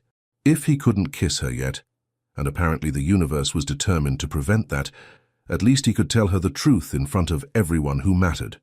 "I'm not good at speeches," he started. "I'm an architect. I work with blueprints and buildings, not words. But I need to say this." Claire's eyes widened. James's slideshow showed 15 years of me being in love and too scared to say it. Everyone saw it except the two people it mattered to. He found her in the crowd, held her gaze. "Claire Morrison, you're my best friend. You've been there through everything, the good, the bad, the catastrophically embarrassing. And somewhere in all those years, friendship became something more." The room was utterly silent. "I love you. Not just as my best friend, as everything. And I'm done pretending otherwise." Claire was crying. Half the room was crying. James was sobbing openly. Mason set down the microphone and crossed to her. "Your turn," he said quietly. "I love you too," she whispered. "I've probably loved you for years and been too blind to see it." The room erupted in applause, but they barely heard it, because this was their moment finally, and nothing was going to interrupt. James's voice cut through. "Now get married already so I can be best man." 3 days after James's party, reality intruded in the form of Alexander Wright. Alexander Wright was exactly the type of man who made other men reflexively stand up straighter. Effortlessly wealthy, impeccably dressed, with the kind of confidence that came from never having heard the word no without a negotiation following. He was also very interested in investing in Mason's latest architectural project, and unfortunately, very interested in Claire. "Mason Harper." Alexander crossed the cafe where Mason and Claire were having lunch, hand extended. "I've been trying to reach you. Your secretary said I might find you here." Mason stood, shaking the offered hand. "Mr. Wright, I wasn't expecting— I don't believe in appointments when opportunity calls." Alexander's attention shifted to Claire, his smile warming considerably. "And who is this lovely lady?" "Claire Morrison," she said politely. "I'm a photographer, yes. I've seen your work at the Ashford Gallery. Stunning composition." "That series on urban architecture?" He kissed her hand, actually kissed it. "Brilliant." Mason's jaw clenched involuntarily. "Thank you," Claire said, gently extracting her hand. "Mason's told me about your project proposal." "Ah, mixing business with pleasure. How modern." Alexander pulled up a chair without being invited. "Actually, Miss Morrison, I'd love to discuss commissioning you for the project photography. We'll need someone with your particular eye for capturing spatial relationships." "That's generous, but I insist. Perhaps we could discuss it over dinner tomorrow night." "She's busy," Mason said before he could stop himself. Alexander's eyebrow arched. "Is she? Miss Morrison, are you busy?" Claire looked between them, clearly sensing the testosterone-fueled tension. "Mason and I have plans." "Cancel them," Alexander said, with the casual presumption of someone used to getting his way. "This could be career-defining work, international exposure. Your photographs in architecture journals worldwide." He wasn't wrong. It was an incredible opportunity, which made Mason feel like an absolute arse for wanting to tell him to leave immediately. "I'll think about it," Claire said diplomatically. "Wonderful. I'll have my assistant call you." Alexander stood adjusting his suit jacket. "Mason, I'll email you about the investment details. We should move quickly on this. Opportunities don't wait." He nodded to Claire. "A pleasure, Miss Morrison." "Until tomorrow." He left with the same confident energy he'd arrived with, leaving a check for their lunch that neither of them had asked him to pay. "Well," Claire said after a moment, "that was presumptuous, arrogant. Did he actually kiss your hand?" "You're jealous," she said, a smile playing at her lips. "I'm not." He stopped. "Okay, yes, I'm jealous. He kissed your hand and offered you international photography exposure, and has enough money to probably buy this entire street." "Mason, and you should take the job. Obviously, it's an amazing opportunity. Did you miss the part where he asked me to dinner?" "I caught that part, loudly, with extreme clarity." Claire reached across the table, taking his hand. "I'm not interested in Alexander Wright. He's successful, rich, probably doesn't have anxiety about expressing his feelings. He's not you." The simplicity of it stopped Mason cold. "I spent 15 years not seeing what was right in front of me," Claire continued.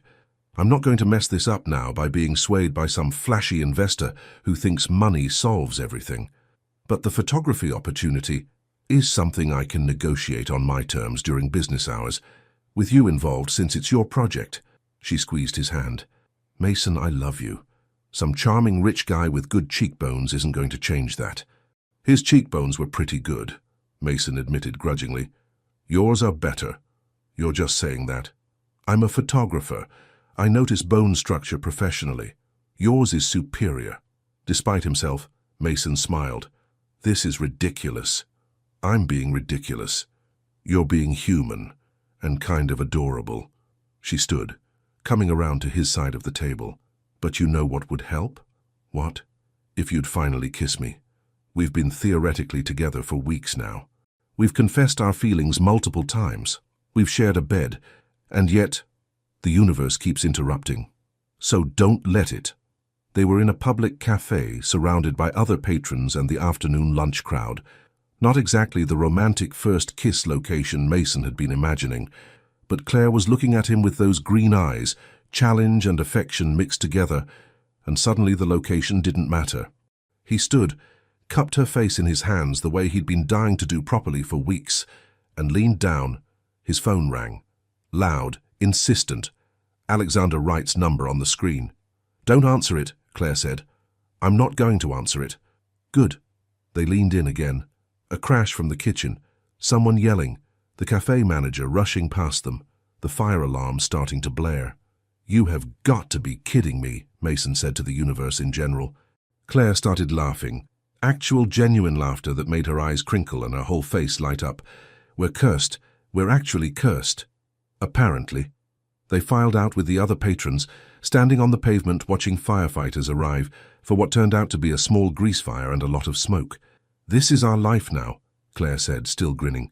"Forever interrupted. Maybe we should plan it, schedule it. Kiss Claire, Tuesday at 3 p.m. Confirm no fire alarms first." "Very romantic. I'm an architect. I believe in proper planning." She took his hand, threading their fingers together. "Mason." "Yeah? When it finally happens, and it will happen, it's going to be worth the wait. Promise?" "Promise." They stood there on the street, sirens wailing, crowd gathering, smoke billowing from the cafe.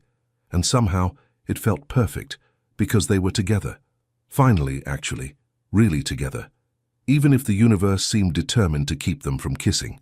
"We need to get engaged."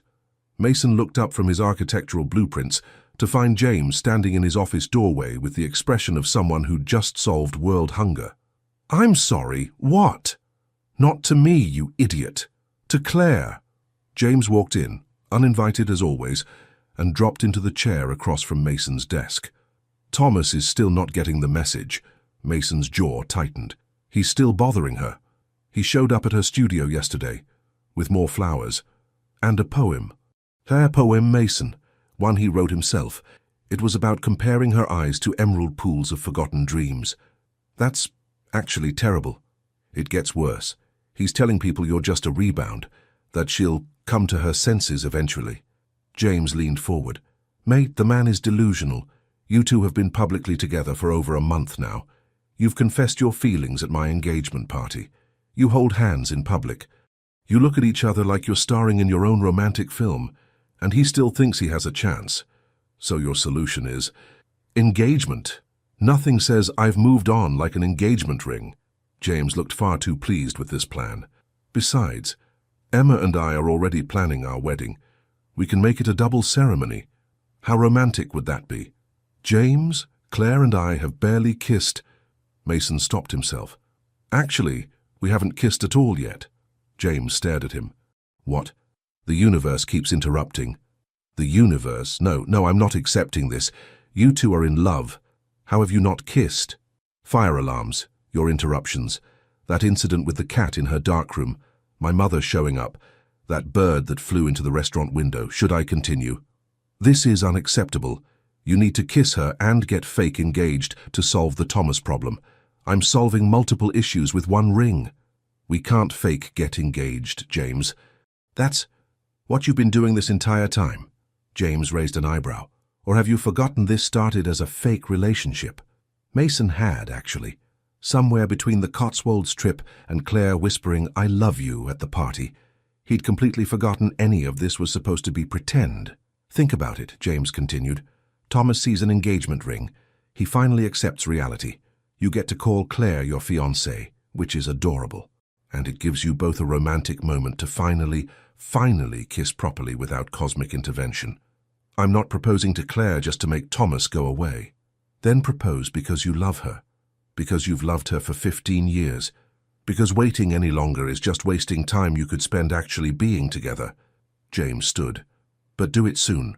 Emma wants to start planning, and she's getting impatient." He left, leaving Mason staring at the blueprints without really seeing them. Engaged to Claire. His heart did something complicated in his chest. That evening, Mason found himself in a jewelry shop, feeling profoundly out of his depth. "Looking for something specific?" the saleswoman asked kindly. "An engagement ring. But I don't know what she likes. I mean, I know everything about her. Her coffee order, her favorite books, how she arranges her camera equipment. But jewelry." He ran his hand through his hair. "I'm useless." "Tell me about her." So he did. He talked about Claire's eye for beauty in unexpected places, her practical nature mixed with occasional romantic gestures, her hatred of ostentation, but appreciation for meaningful details. He described the way she looked at light, how she captured moments, the quiet way she moved through the world. The saleswoman listened, smiling, then showed him a ring, simple, elegant, with a center stone the exact green of Claire's eyes, set in delicate rose gold. "It's perfect," Mason breathed.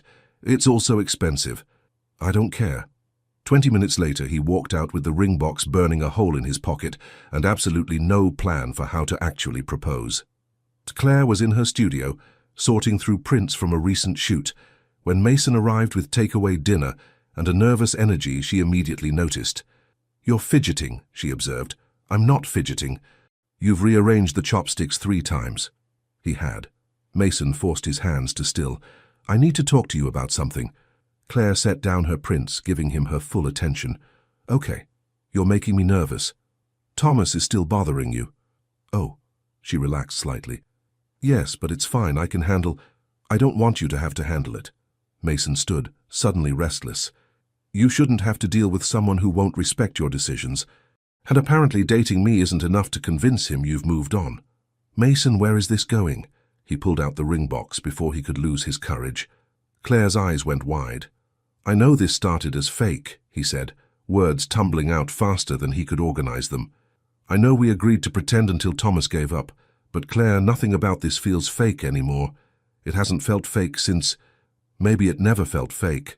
Maybe I was just using it as an excuse to finally be close to you the way I've always wanted. Mason, let me finish, please. He opened the box. The ring caught the studio lights, throwing tiny green reflections across her workspace. I'm not proposing because of Thomas. I'm not proposing because James thinks it's a good idea, though he does.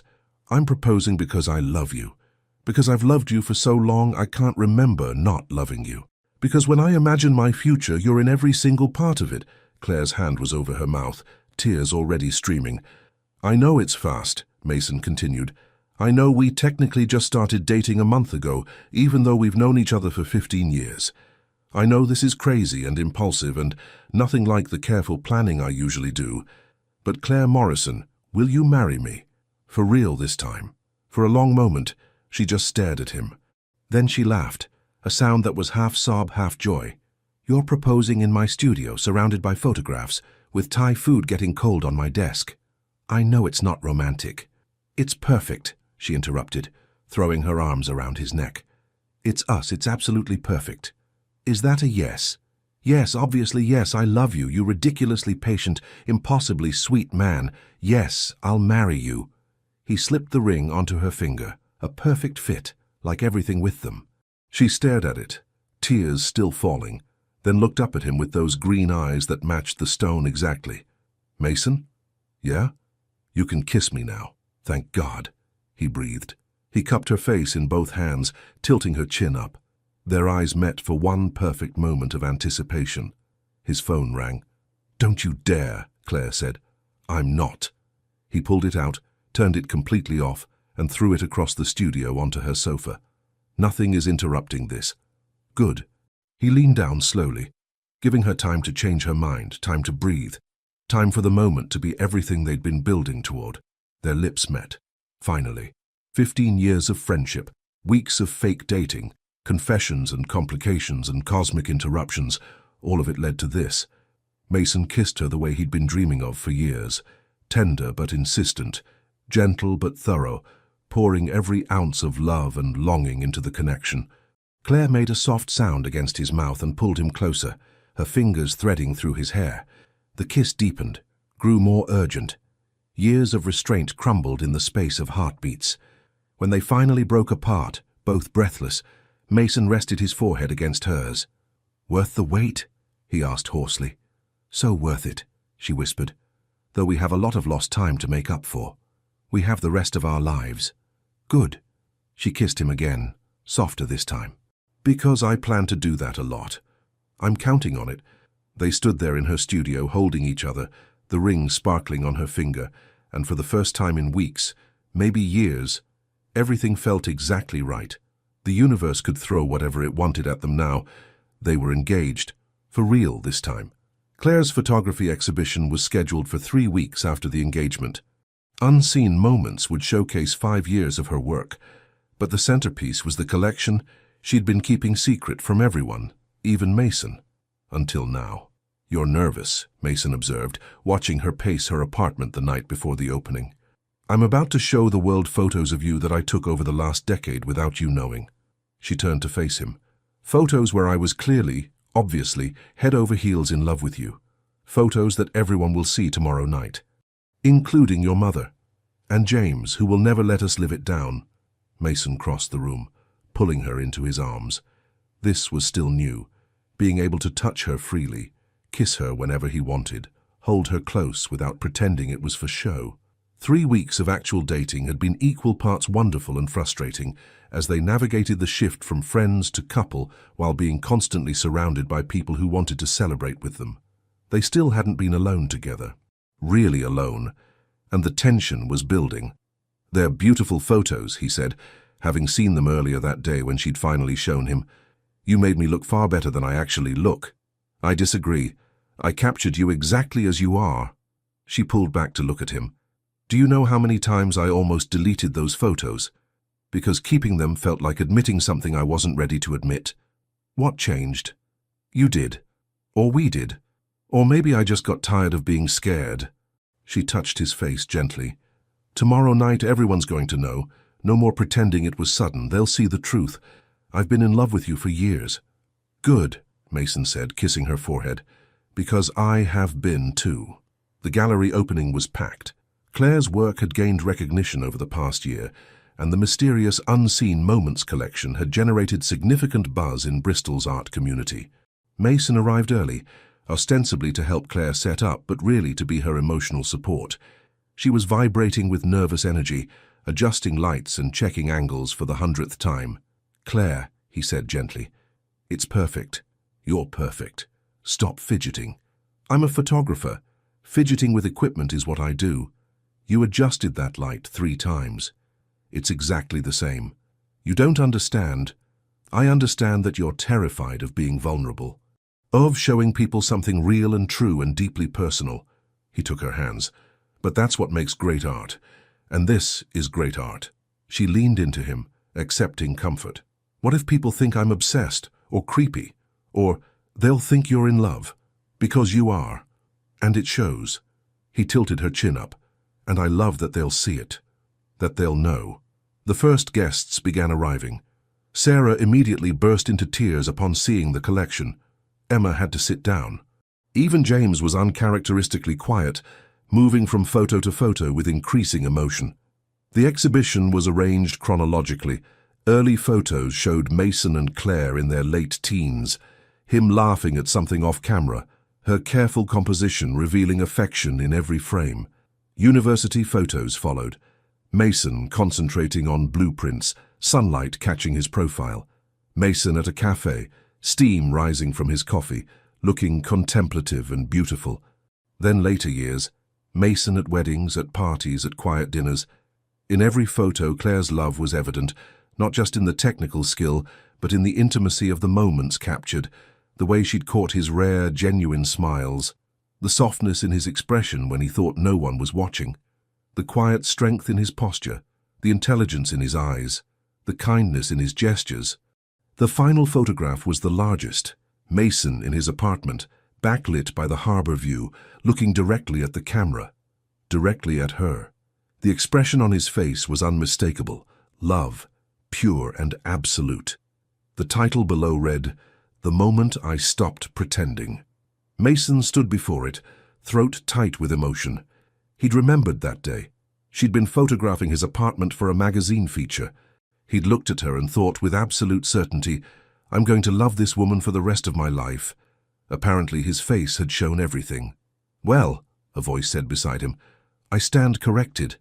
Mason turned to find Lucy, Claire's skeptical friend, studying the photograph with a bemused expression. All this time I thought it was fake, Lucy continued. I was so sure you were both lying. I had theories, evidence, a whole investigation going. She shook her head. But this, you can't fake this. This is, she gestured at the wall of photographs, this is years of love that neither of you acknowledged. We were idiots, Mason agreed. Spectacularly so, she smiled. But you figured it out eventually. That's what matters. More people gathered around the collection, murmuring appreciation. Mason heard fragments of conversations. Always knew they'd end up together. Can you imagine loving someone this long without saying it? The way she sees him in these photos. Claire appeared at his side, slipping her hand into his. Well, you made me look like someone worth loving, he said quietly. You are someone worth loving. I just helped other people see what I've always known. She leaned her head on his shoulder. Are you okay with this, with everyone knowing? Claire, I'm thrilled that everyone knows. I'm tired of pretending this is new. He turned to face her fully. I want everyone to know I've been yours for years, even when I was too scared to say it. She smiled, tears threatening. Careful, Mr. Harper. You're going to make me cry in front of my entire exhibition. Miss Morrison, he said formally, would you grant me the honor of being disgustingly affectionate in public? I thought you'd never ask. He kissed her right there, in front of the photographs, in front of their friends, in front of a gallery full of people. Kissed her like he'd been wanting to for years, like they had all the time in the world, like nothing else mattered. When they broke apart to applause and wolf whistles, courtesy of James, Claire was crying and laughing simultaneously. "I love you," she said. "I love you too." "Get a room," James called out. "Though preferably one with a working lock so I can't accidentally walk in." "That happened one time," Mason started. "One time too many. I'm traumatized." Emma appeared, dragging James away. "Let them have their moment." As the evening continued, Mason and Claire circulated separately, accepting congratulations and answering questions about the collection. But they kept finding each other across the room, gravitating together like magnets, unable to stay apart for long. Around 10 p.m., as the crowd began to thin, Mason found Claire on the gallery's back terrace, looking at the Bristol city lights.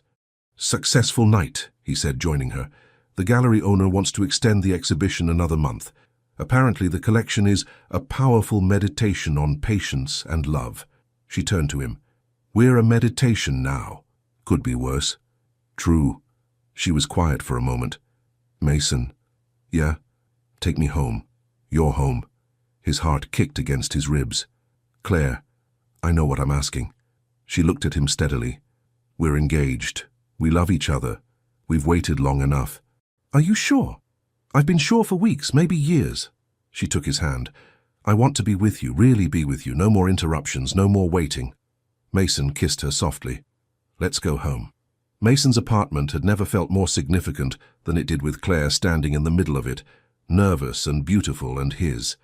He locked the door behind them, definitely locked it, and turned to find her watching him with an expression that made his heart race. "Hi," she said softly.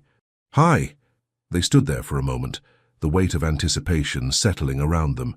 15 years of friendship, weeks of dancing around their feelings, and now, finally, they were here, alone, together, with all the time in the world. Mason crossed to her slowly, giving her time to change her mind, time to be certain, but Claire didn't hesitate. She met him halfway, rising on her toes to kiss him. This kiss was different from the others, deeper, more urgent, laced with promise and permission. His hands found her waist, pulling her closer. Her fingers threaded through his hair, tugging gently in a way that made him groan against her mouth. "Mason," she whispered, pulling back slightly. "I'm nervous." "Me too." "Really?" "Claire, I've been imagining this for years. Now that it's actually happening, I'm terrified of disappointing you." She laughed softly, touching his face. "That's impossible. You could never disappoint me. I want this to be perfect for you. It will be. Because it's you." She kissed him again, slower this time. "Just be with me. That's all I need." He took her hand, leading her to his bedroom. The harbour lights cast gentle shadows through the windows, and Bristol stretched out below them like a blanket of stars. Mason turned to face her, hands trembling slightly as he reached for the zipper of her dress. "Tell me if you want to stop. Any time." "I mean it." "I don't want to stop," she whispered. "I want you." He unzipped her dress slowly, reverently, pressing kisses to each new inch of skin revealed. The dress pooled at her feet, and he stepped back to look at her, really look at her, in the soft light. "You're so beautiful," he said, voice rough with emotion. "So incredibly beautiful." Claire's hands went to his shirt buttons, fingers fumbling slightly. He helped her, shrugging out of the shirt and pulling her close again, skin to skin, heat to heat. They moved to the bed together, all tangled limbs and soft laughter when they bumped noses, when her hand landed somewhere awkward, when he had to pause to kick off his shoes because he'd forgotten he was still wearing them. "Smooth," Claire giggled. "I'm trying to be romantic here." "You are romantic. You're also adorably clumsy right now. 15 years of build-up will do that to a man." She pulled him down beside her, and the laughter faded into something more serious, more profound. Mason traced patterns on her skin, learning her, memorizing her, worshipping every curve and line like she was sacred. "I love you," he whispered against her collarbone. "I love you so much." "Show me," she breathed. So he did. He showed her with gentle hands and tender kisses. with whispered words of adoration and reverence, with every touch designed to bring her pleasure, to show her how precious she was, how deeply he loved her. Claire responded with equal tenderness, equal passion, equal love. Her hands explored with curiosity and confidence. Her lips mapped territories she'd only dreamed of claiming. Her body moved with his, in a rhythm that felt both new and ancient, like they'd been doing this forever, like they were meant to fit together exactly this way. When they finally came together completely, both gasped at the intimacy of it. Not just physical, but emotional, spiritual, the joining of two people who'd been waiting years for this moment. "Okay?" Mason asked, voice strained with restraint. "More than okay," Claire managed. "Mason, move, please." He did, slowly at first, then with increasing urgency as they found their rhythm. Claire wrapped her legs around him, pulling him deeper, closer, until there was no space between them at all. "Claire," he groaned, "I'm not going to last." "It's okay," she gasped. "I'm close too, so close." He slipped his hand between their bodies, touching her where she needed, and that was all it took. She shattered around him with his name on her lips, and he followed immediately after, burying his face in her neck as pleasure overwhelmed him completely. They lay tangled together afterward, hearts racing, breathing ragged, both slightly stunned by the intensity of what they'd just shared. "That was—" Claire started. "Yeah," Mason agreed. "We should have done that weeks ago. We weren't ready weeks ago." "True." She turned her head to look at him. "But we're definitely doing it again, soon. Like, very soon." He laughed, pulling her closer. "Give me 10 minutes. 5. You're going to be the death of me." What a way to go, though. They stayed like that, wrapped in each other, talking quietly about everything and nothing, about how they'd each imagined this moment, about their fears and hopes, about how right it felt to finally be together like this. Eventually they made love again, slower this time, savoring every moment, every touch, every whispered declaration. And when they finally fell asleep, limbs still intertwined, Claire's head on his chest and his hand in her hair, Mason thought, "This is it. This is everything." After 15 years of friendship, weeks of fake dating, and cosmic interruptions, they were finally, truly, completely together. And it was worth every moment of waiting. 3 months later, Mason woke to Claire photographing him. "Creepy," he mumbled, still half asleep. "Documentary evidence," she corrected, camera clicking. "Our first morning waking up in our apartment." Our apartment still made his chest feel tight with happiness. They'd moved in together 2 weeks ago, combining his harbor view space with her chaotic collection of camera equipment and prints. The result was beautifully imperfect. Just like them. "Coffee?" he offered, sitting up. "Please, and then we need to talk about the wedding." Right. The wedding. 3 weeks away. Small ceremony by the river, just close friends and family. Emma and James had offered to make it a double wedding, but Claire had gently declined, wanting their day to be just theirs. As Mason made coffee, his phone buzzed. An email from Alexander Wright's assistant, finalizing details for the architectural project. Claire had taken the photography commission, on her terms during business hours, with Mason present for all meetings. Alexander had been surprisingly professional once he understood she was genuinely, happily engaged. Another buzz, this one from James. "Bachelor party tonight, no excuses, bring Mason." "James is planning something," Claire called from the bedroom. "How do you know?" "Because he texted me too. Apparently Emma's planning a bachelorette evening, which probably means she's going to cry about how beautiful love is." Accurate. That evening, as predicted, was chaos.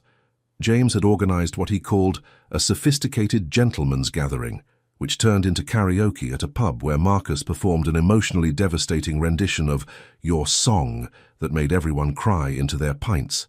"To Mason!" James raised his glass, already drunk. "Who waited 15 years to kiss his best friend and is somehow not dead from sexual frustration." "James!" Emma smacked his arm. "Boundaries! What? It's a compliment to his restraint." Mason just laughed, accepting the ribbing. Because this was his life now, surrounded by people who loved him, about to marry the woman he'd loved for half his life. Finally, happy. His phone rang. Unknown number. He almost didn't answer, but something made him check. "Mason Harper?" A familiar voice. Thomas? Mason stepped outside away from the noise. Thomas, what can I do for you? I saw the engagement announcement. In the paper. Thomas sounded tired, defeated. And I saw Claire's exhibition. The photographs. Okay. I understand now. What you two have. A pause. I've been an idiot. A persistent, delusional idiot who couldn't accept that someone moved on from me. Mason waited, surprised by the admission. I'm calling to apologize. To you and to Claire if she'll listen. I convinced myself that I was fighting for love, but really I was just... Thomas sighed. I was just scared of being alone, of admitting failure. Claire deserved better than that. She deserves what you give her. Thank you for saying that. For what it's worth, I hope you're happy together. You clearly have been for years, even when you were both too blind to see it. A hollow laugh. Everyone else saw it. Those photographs. That's real love, Mason. The kind I never gave her. They talked for a few more minutes. An actual conversation, absent of desperation or delusion. When they hung up, Mason felt a weight lift that he hadn't realized he'd been carrying. Thomas had finally let go. The wedding day arrived with perfect September weather. Golden light, warm breeze, leaves just beginning to turn. Claire wore an ivory dress, simple and elegant, with her hair half up and wildflowers woven through. Mason couldn't breathe when he saw her walking toward him along the riverside path. Hi, she said, reaching him. Hi, he managed. You're perfect. You're biased. Completely. The ceremony was short, intimate. They'd written their own vows, and when Mason spoke his voice shook with emotion. Claire, you've been my best friend since we were teenagers, who thought we knew everything and knew nothing at all. You've seen every version of me, the good, the embarrassing, the catastrophically awkward, and somehow you loved all of them.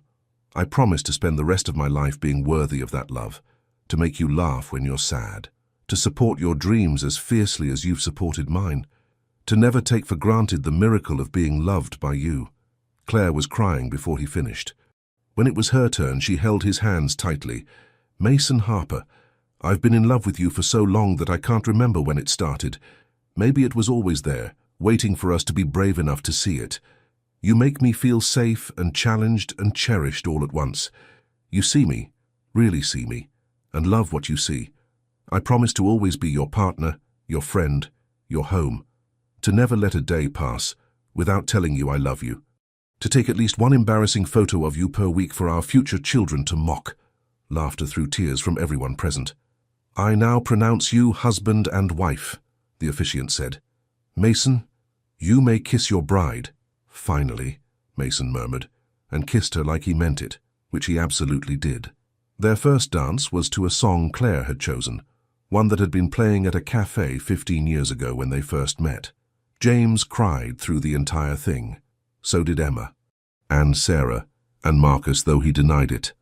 As the evening wound down and guests began to leave, Mason and Claire stood by the river, watching the water reflect the fairy lights. Mrs. Harper, Mason said, testing it out. I'm keeping Morrison professionally, she reminded him. But yes, I like the sound of it too. We did it, we're married. We are, legally and everything. She turned to face him, a smile playing at her lips. Though I should tell you something. What? I might have forgotten to take my birth control on our honeymoon week. She bit her lip. Well, not forgot exactly. More like deliberately left it at home. Mason's heart stopped. Claire, I took a test this morning. She pulled something from her clutch purse, a positive pregnancy test. Surprise. For a moment he just stared. Then he was lifting her, spinning her, laughing and crying simultaneously. We're having a baby. We're having a baby. She was crying too now, happy tears streaming. I know it's fast, but it's perfect. He set her down gently, hands immediately going to her still flat stomach. You're perfect. This is perfect. Even though we've technically only been dating for 4 months. We've been together for 15 years, Claire. We were just too stupid to kiss for most of it. She laughed, pulling him close. I love you. I love you too. Both of you. He kissed her softly, then dropped to one knee, pressing his lips to her stomach. Hi, little one. Your parents are idiots who took way too long to figure things out, but we promise to do better with you. Claire's hands threaded through his hair. Best fake relationship ever. Best real everything ever. Above them, Bristol's stars twinkled, and the river flowed steadily toward the sea, and somewhere in the distance, James was probably already planning a baby shower.